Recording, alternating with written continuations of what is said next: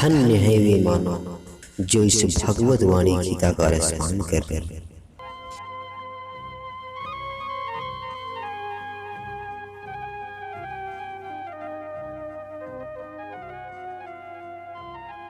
संसार के सभी प्राणियों को मेरा नमस्कार है।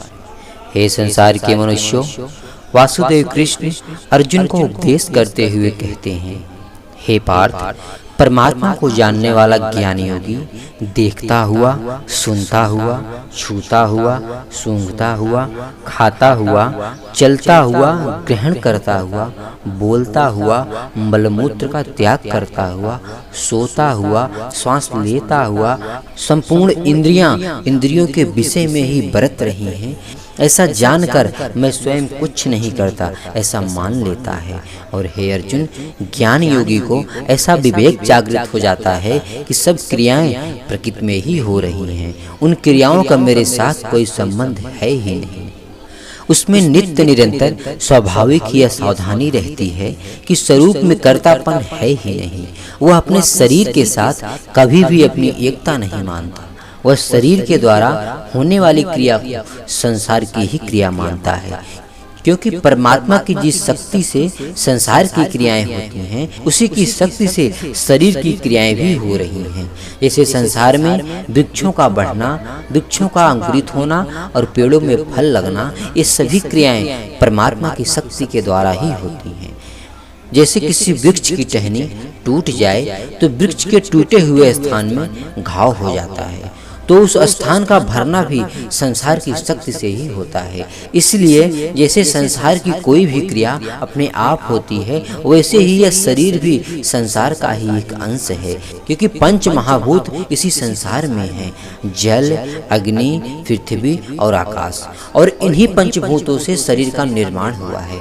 तो हे अर्जुन, जैसे संसार में पेड़ पौधों का भरण पोषण संसार की शक्ति से होता है, वैसे ही यह शरीर भी संसार का अंश होने के नाते इसका चलना फिरना, खाना पीना, बोलना और सोना, ये सभी क्रियाएं संसार के द्वारा ही होती हैं। जैसे मनुष्य का शरीर पहले बालक होता है, फिर जवान और फिर वृद्ध हो जाता है, तो ये परिवर्तन संसार में होता है, और संसार का ही अंश होने के नाते ये शरीर भी बदलता रहता है, पर आत्मा नहीं बदलती, उसका घटना बढ़ना नहीं होता, वह तो ज्यों की त्यों ही रहती है।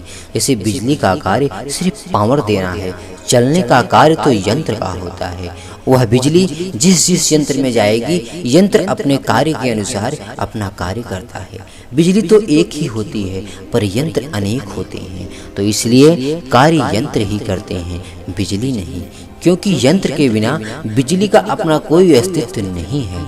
ऐसे ही शरीर एक यंत्र है और आत्मा बिजली है। आत्मा तो एक ही है, पर शरीर 84 लाख हैं। इन 84 लाख शरीरों में एक ही आत्मा रहती है, और ये 84 लाख शरीर ही 84 लाख यंत्र हैं। यह संसार 84 लाख यंत्रों से भरा पड़ा है।